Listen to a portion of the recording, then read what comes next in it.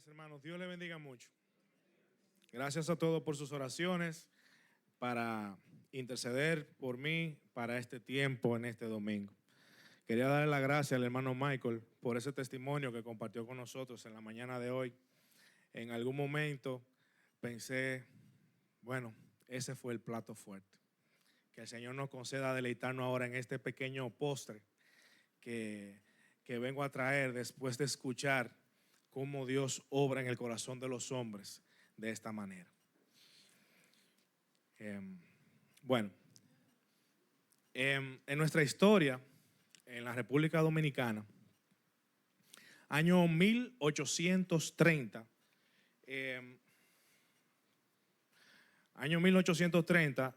un grupo de hombres forjan un grupo, gracias, que se llamó los Trinitarios. Los Trinitarios, hombres inocentes y con poco entendimiento, estoy usando un sarcasmo, comenzaron a invitar hombres y mujeres jóvenes a reunirse con el propósito cultural, con el propósito histórico, con el propósito social, y fueron influyendo en las mentes en ese momento, esos jóvenes. Luego, en el año 1833, fundan una institución que se llamó la Filantrópica.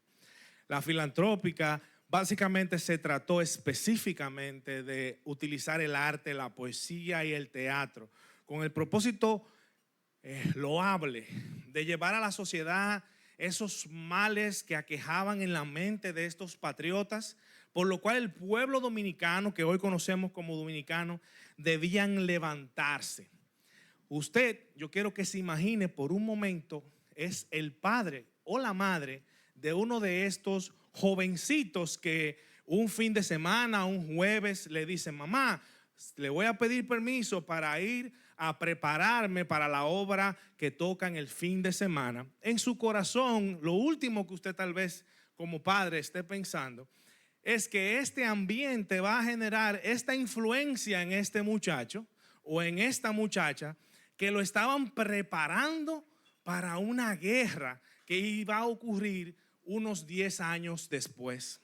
Usted posiblemente le daría permiso para que fuera. De hecho, usted estaría contento y usted pensaría de Duarte como un hombre de valores, un hombre de cultura, un hombre de sociedad, que su principal interés era desarrollar la mente de esos jóvenes dominicanos. Pero el 27 de febrero del año 1844, Ramón Matías Mella toma se llama trabuco, pero es una pistola, y en la Puerta de la Misericordia lanza el cañonazo que dice: nosotros hoy declaramos nuestra independencia. Y Ramón Matías Mella iza la primera bandera en lo que hoy conocemos como el Parque de la Independencia, que era nada más y nada menos que un bastión militar. Estos jóvenes muchachos que se reunían en lugares para hablar de cultura, de arte, resultaron ser los revolucionarios que formarían en la nación la independencia.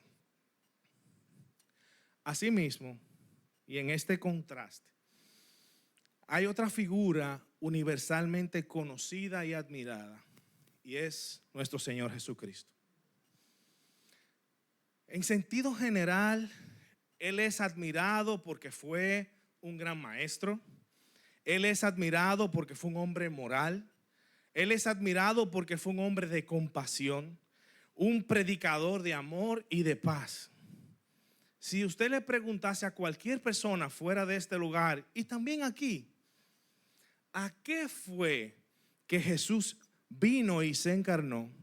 Probablemente la respuesta sea algo como: Jesús vino a enseñarnos a amarnos los unos a los otros, así como Dios nos ama. O así como Duarte enseñaba el arte y la cultura, y pareciera ser algo bueno. Y ciertamente Duarte enseñó arte y cultura. Y ciertamente Jesús es compasivo, amoroso, misericordioso, pero no son solamente estos. En estas declaraciones que vamos a estar escuchando, nos remontamos a ese capítulo 12 de Lucas, donde hemos venido escuchando verdades difíciles, verdades duras. Una de ellas es la que vamos a escuchar en la mañana de hoy. Una de esas verdades es la siguiente. Jesús dice en Lucas 12, versículo 49, he venido a traer fuego a la tierra. Y cómo quisiera yo que ya este fuego esté encendido. Qué frase tan desagradable. Qué palabras tan difíciles cuando en nuestra mente Jesús es compasivo, misericordioso y nuestros pensamientos sobre Jesús es que Él es el príncipe de paz. Pero esta palabra de Jesús dice que Él ha venido a traer fuego. Y no solamente Él dice que ha venido a traer fuego, sino que Él da a entender que está deseoso de que ya este fuego estuviese encendido. Y nuestro pasaje se continuará complicando cuando Él dice literalmente, yo he venido a provocar división, inclusive dentro de nuestras familias, padre contra hijo, hijo contra padre, madre contra hija, y etcétera. Y entonces nos surge la siguiente pregunta: ¿cómo puede alguien tan admirable, compasivo, misericordioso, sanador de enfermos, de personas que no tenían oportunidades, que era el prometido príncipe de paz, hablar en estos términos, el causante de división y de fuego? Para entender esto, vamos a entrarnos en nuestro pasaje y vamos a examinar con cuidado las palabras de Jesús sobre este fuego que Él vino a traer al mundo. Y yo quisiera que con la solemnidad que este pasaje merece, me acompañen por favor a leer en Lucas capítulo 12, versículo 49 hasta el versículo 53. Dice así la palabra de nuestro Dios. Jesús hablando: yo he venido para echar fuego sobre la tierra. Y cómo quisiera que ya estuviese encendido, pero de un bautismo tengo que ser bautizado. Y cómo me angustio hasta que se cumpla. ¿Piensan que vine a dar paz en la tierra? No, les digo, sino más bien división. Porque desde ahora en adelante 5 en una casa estarán divididos, 3 contra 2 y 2 contra 3. Estarán divididos el padre contra el hijo y el hijo contra la madre, el hijo contra el padre, la madre contra la hija y la hija contra la madre, la suegra contra su nuera y la nuera contra su suegra. Amén. Permítame orar, por favor. Padre Santo, gracias porque te podemos llamar Padre. Nos acercamos aquí, en este lugar, a tu palabra, reconociendo que tu palabra es viva, santa, verdadera y eficaz. Te pedimos que nos concedas en esta mañana la presencia especial de tu Santo Espíritu, como tú lo has prometido. He aquí más de 2 o 3 en este lugar. Danos oídos para escuchar. Abre nuestra mente de tal manera que podamos entenderte a ti, y danos corazones dispuestos, Señor, a someternos a Cristo, a su voluntad clara. Guárdanos de escuchar estas palabras con ligereza y danos la reverencia delante de la verdad de tu Santo Hijo Jesús. Que tu Espíritu nos ilumine en esta mañana, Señor, y que te veamos con claridad. Te lo pido todo esto rogándote que tú nos llenes de obediencia, de arrepentimiento y fe en Jesús. Amén. Hermanos, en la mañana de hoy este pasaje pretendemos verlo en 3 puntos. Primero, ¿qué es lo que trae Cristo? O Cristo trae fuego y división. El segundo punto es, la cruz es la que enciende ese fuego. Y el tercer punto que queremos desarrollar es, ese fuego definitivamente dividirá al mundo. Y estos 3 puntos giran alrededor a una gran idea general. Y esta idea general es, la venida de Cristo trae la crisis definitiva.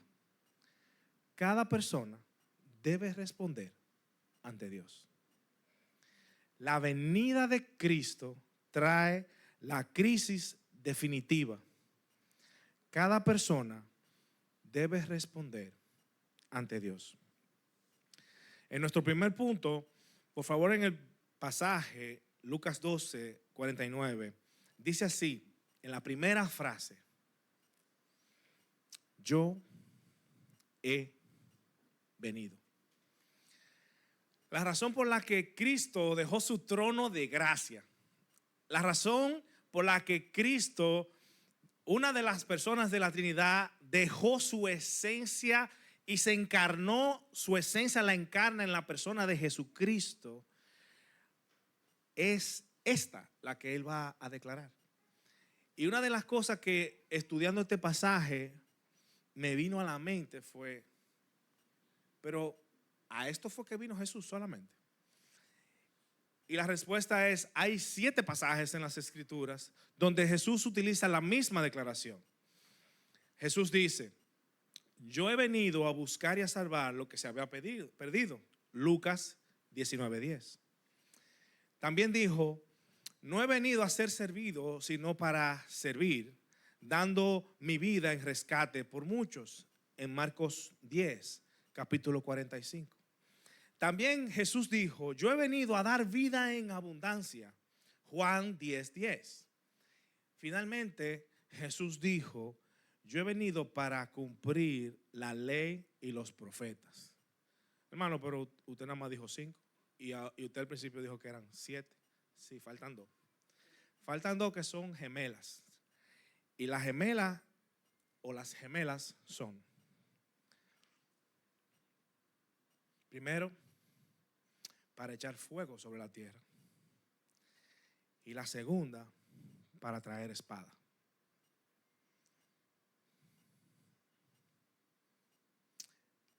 ¿Qué pasaje más difícil? ¿Qué pasaje más difícil para compartir? Esta declaración nos deja perplejos. Nos deja boquiabiertos y les confieso que tomé la Biblia varias veces, la cerré y la dejé y me fui. ¿Qué pasaje? Lo grande de este pasaje no es eso que dice solamente, sino que ¿usted ha tenido alguna vez el deseo de algo profundo que lo quiere hacer? ¿Cómo usted no puede evitar y sus palabras a veces son como raras y sus ideas no hilan bien, pero usted está deseando algo profundamente? Usted hace una declaración de algo que usted quiere e inmediatamente usted dice algo que lo lleva a que el público entienda que esto es algo que viene de sus interioridades, de lo más adentro, de lo más profundo de su corazón. Mire lo que dice después que Jesús dice, yo he venido para echar fuego sobre la tierra. Y mire la frase que Jesús utiliza. Como quisiera que ya estuviera encendido. Uno no se deja, la mente se queda patinando en ese concepto de, pero esto es grave. El asombro no deja de abandonarnos. Aquí viene una matiz todavía más grave. No solamente la intención, es que Él lo desea profundamente y es lo que Él nos está compartiendo.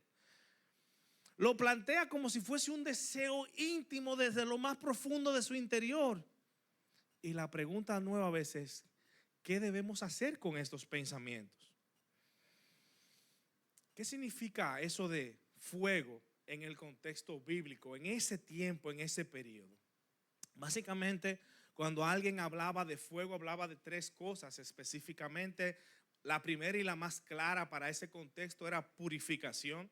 Ustedes recuerdan en la profecía, en el libro de Isaías, el profeta dice que tomó un ángel, un arcángel o un querubín, un carbón encendido y lo puso en la boca del profeta. Ese fuego, esa llama significa purificación. También en otros pasajes en el Nuevo Testamento habla de cómo se debe de purificar nuestras vidas a través de la prueba para que sea purificada como el oro. También se utiliza en el Nuevo Testamento la imagen de fuego para dar a entender la obra del Espíritu Santo. ¿Recuerdan las imágenes de lenguas de fuego sobre Pentecostés, sobre las personas que recibieron el Espíritu Santo? Pero hay otra fuente o otro uso de la palabra fuego, tanto en el Antiguo Testamento como en el Nuevo.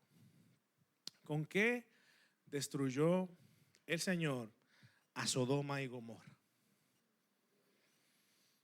El juicio que Dios envía, una manifestación de ese lenguaje de juicio es la palabra fuego. Entonces, ¿cuál es el énfasis que Jesús trae cuando Él menciona que Él va a traer fuego?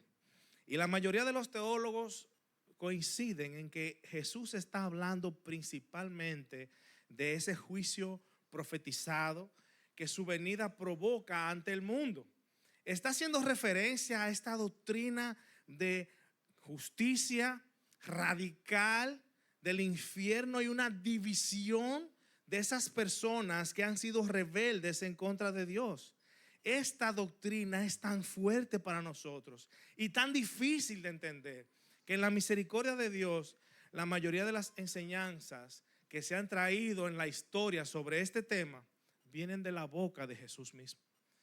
No pudiese imaginarme un profeta de la antigüedad hablando tan fuerte sobre estos temas, y en la misericordia de Dios, Dios utilizó las mismas palabras de condenación, juicio, para que nosotros entendiésemos que eso no fue un error de transliteración, un error de que alguien tradujo la palabra equivocada, de que alguien dijo algo interpretativo de algún concepto de otro lugar, sino que se tomó específicamente de las palabras de Jesús.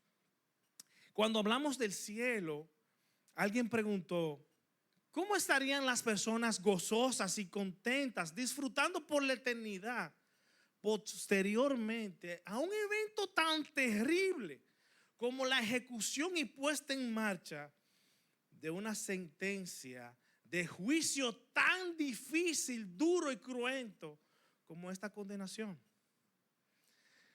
Y aquí la mitad de la preparación de este sermón me la pasé orando. Yo quiero confesarle que yo soy un pecador, tan malo como cualquiera aquí o fuera de aquí, posiblemente peor, y esto no es mera retórica. Todos mis amigos son pecadores. Las personas que yo amo profundamente son pecadoras. Yo tengo más en común con los pecadores que han contrariado la naturaleza de Dios que con Dios mismo. Yo soy un hombre distante de la santidad de Dios. Al presentar esta pregunta de estos pensadores sobre este tema, alguien dio la siguiente respuesta y literalmente se las voy a leer. Este hombre dijo: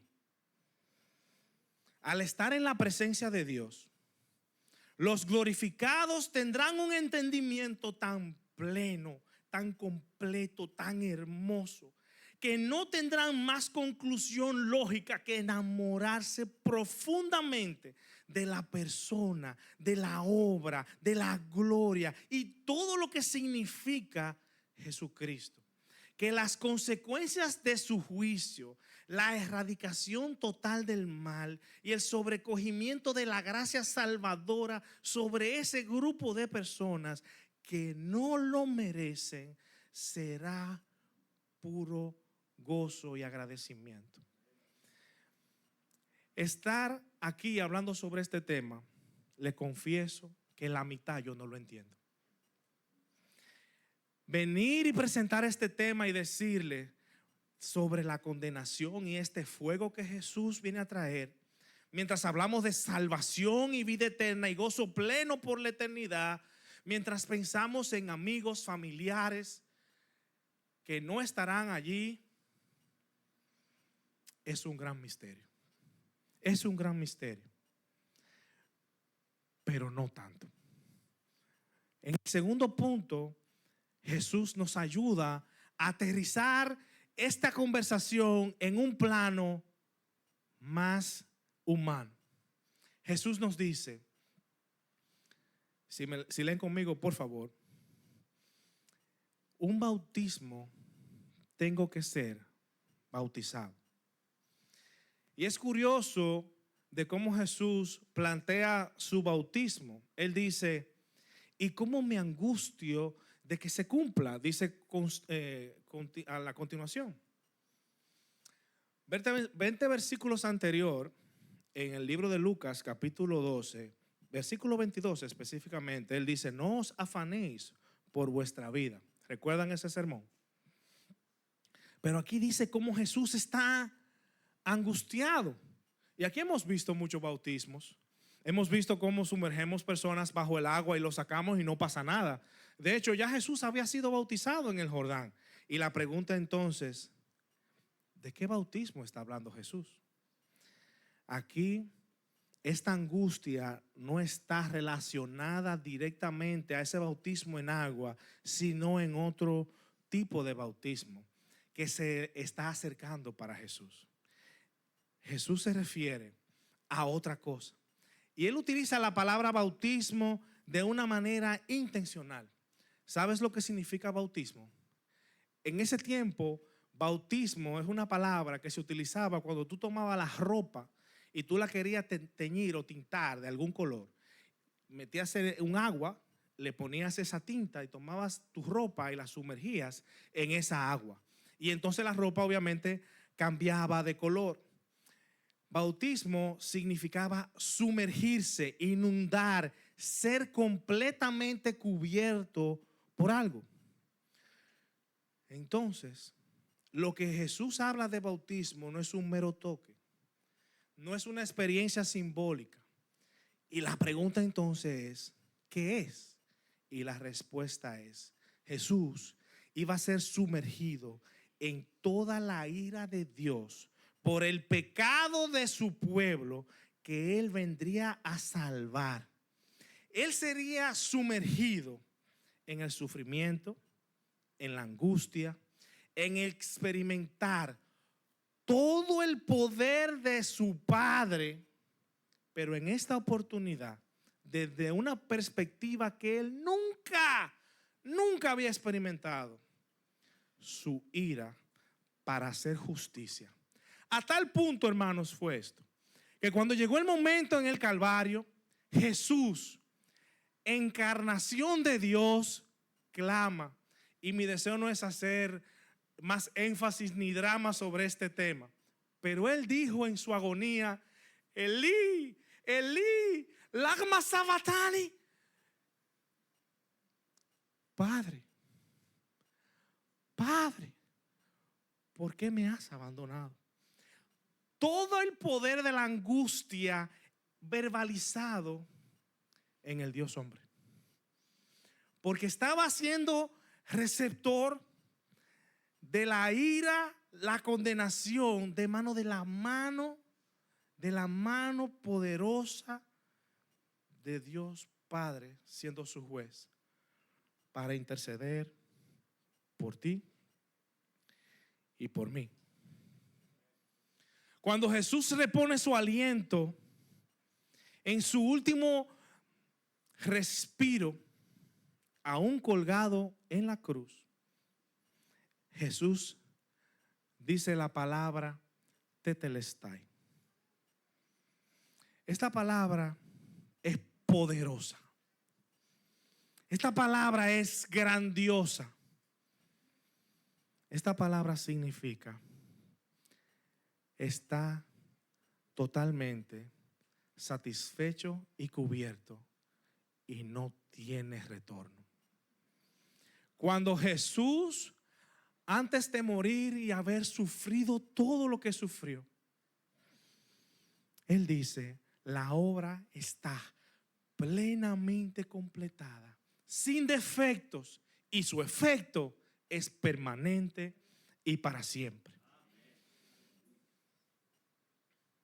El bautismo al cual Jesús se hace eco aquí es el bautismo del juicio tuyo y mío, pero encarnado en Él. Dios, en su justa ira, que debía ser derramada sobre ti y sobre mí, la derramó sobre Jesús. La ira de Dios sobre el pecado, el peso del pecado y la separación que Jesús nunca había experimentado de Dios para favorecer a sus elegidos.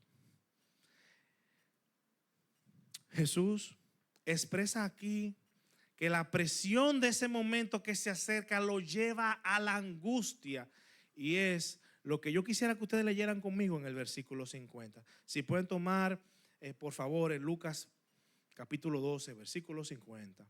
Y dice Jesús: de un bautismo tengo que ser bautizado, y cómo me angustio hasta que esto se cumpla. Lo cual nos lleva a nuestro tercer y último punto. Jesús no vino a traer paz. Jesús vino a traer división. Cuán engañados estamos cuando pensamos que Jesús viene a mejorar mi vida. Cuando Jesús viene a complementarme lo que yo no puedo proveer para mí. Cuando nosotros pensamos que Jesús es como ese genio de la lámpara cuando estoy en aprietos y una oración vendrá a mi socorro. Jesús dice: ¿piensas que vine a dar paz en la tierra? No, les digo, sino más bien división. Versículo 51, Lucas capítulo 12. Esto para nada contradice que Cristo sea el príncipe de paz. O sea, el rescatista, el sanador, el misericordioso y compasivo. La idea que Jesús quiere compartirnos en esta frase, pudiésemos parafrasearla de la siguiente manera: el receptor de la misericordia y la gracia de Cristo en realidad cambia su vida y su percepción de la vida tan profundamente y tan radicalmente que es un generador de división. La división no es el propósito de Cristo. La división es el resultado de haber experimentado correctamente a Cristo. Es el resultado inevitable de ser sumergido en la preciosa sangre de Cristo, en la verdad del Evangelio, y ser confrontado con la verdad y creerla. Allí vas a encontrar el príncipe de paz. Todas tus prioridades cambian, los planes cambian, y todo se rinde ante la causa de la cruz de Cristo, ante su plan y su gloria. En esa realidad, sí, Cristo vino a traer división. División aún en las familias más unidas. Y le tengo dos historias. Le quiero hablar de Salma. Salma fue una joven en los Estados Unidos que se crió en una familia católica. Su familia iba todos los domingos a la iglesia. Salma va a la universidad. En la universidad encuentra un grupo de jóvenes. el líder de jóvenes hace lo que hacen todos los líderes de jóvenes. Le predicó el evangelio. Al predicarle el evangelio se arma una confrontación. Termina la sesión de jóvenes, ella va a su carro, él va también al parqueo y providencialmente están estacionados uno al lado del otro. Comienzan otra discusión en seguimiento de la predicación que había tenido en el culto de jóvenes. Al final, él le dice a ella: Salma, ¿tú entendiste? Se nota, pero no quieres decidir. ¿Por qué no quieres decidir? A la respuesta a la pregunta de este señor, Salma solamente le dice: no es que yo no quiera decidir. No es que yo no sé que tengo que decidir. Es que es difícil. Y él dice: todos vamos a hacerlo un paso a la vez. Si estás convencida, ¿por qué no oras a Dios? En ese parqueo, ella ora y entrega su vida a Cristo. Del baúl del carro, él saca una Biblia y se la da. Ella se va a su casa. Salma llega a su casa y comienza a leer la Biblia. A las 2 semanas, el padre de Salma llama a este revolucionario pastor de jóvenes y lo invita a cenar a su casa. Y le dice: ¿por qué? Lo sienta en la sala, los americanos utilizan eso, yo no, la sala formal de su casa. Lo sienta aquí a este pastor de jóvenes y le pregunta: ¿por qué destruyes mi casa? Él le dice: yo no sé de qué te me está hablando. Aquí está Salma ahora, que nos dice que hay que quitar los cuadros, que hay que quitar la cruz, y vive leyendo la Biblia y le dice a su mamá tal cosa y tal la otra, y vive peleando conmigo porque yo. Una historia sencilla pero compleja. La paz en esa casa se fue. Las conversaciones en esa casa cambiaron. Salma ahora lee la Biblia y le predica a su papá. El pastor de jóvenes, su respuesta fue: yo no vine a traer división. Yo vine a ser solamente un vocero de lo que mi Señor ha dicho que haga. La segunda historia es un poquito diferente. Un misionero va a una provincia musulmana y le predica a una joven. Y como ustedes saben, convertirse a la fe cristiana en un mundo musulmán significa literalmente dejar de ser familia. Esa persona no existe. Pues eso ha pasado muchas veces con todos los musulmanes que se han convertido. Nosotros iniciamos este tiempo trayendo a la memoria el evento de nuestra independencia nacional. En el año 1943, se crea lo que hoy conocemos como la Capilla de los Inmortales. Y eso fue la exhumación de los huesos de los héroes nacionales y que fueron colocados allí bajo un arco que tiene una inscripción en latín que dice: dulce y honorable es morir por la patria. En la mañana de hoy recordamos un rugido y una bandera que fue izada, pero esta oportunidad no por hombres, sino por Dios mismo. En el Gólgota, Cristo en la cruz del Calvario rugió más fuerte que el trabucazo de Mella y dijo: Tetelestai, consumado es, para ti y para mí. Y al ser izado declaró: hay un mundo nuevo y una nación nueva y una patria nueva que hoy yo creo que vas a ser tú. Cristo vino a crear división. En el próximo pasaje vamos a ver bien breve, entre Lucas 12, 54 y 56, cómo Él nos reta diciendo: cuando ves las nubes en el poniente, luego decís: agua viene, y así sucede. Y cuando sopla el viento del sur, decís: hará calor, Y así lo haces. Y así lo hace.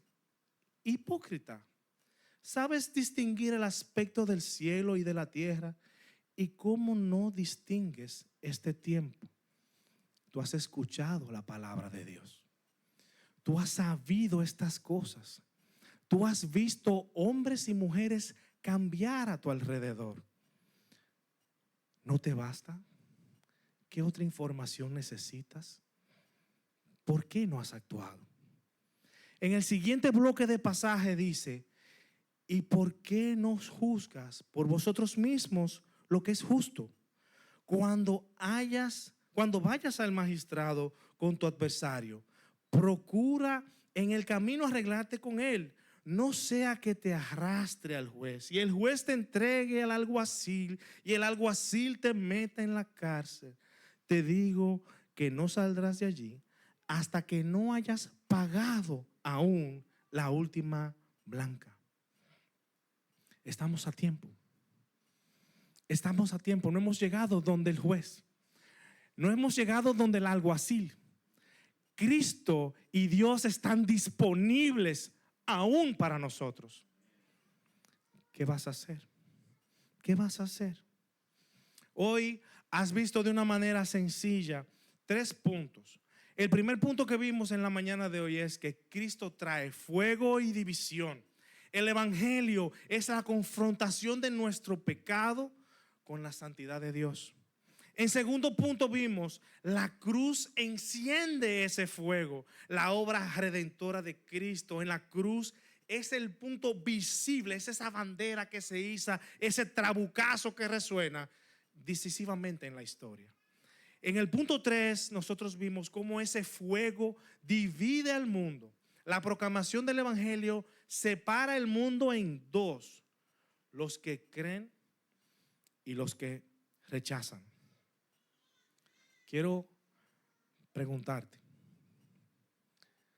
con toda la solemnidad,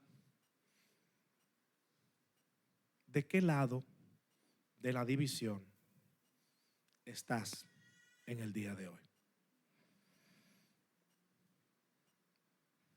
¿De qué lado estás? Permítame orar.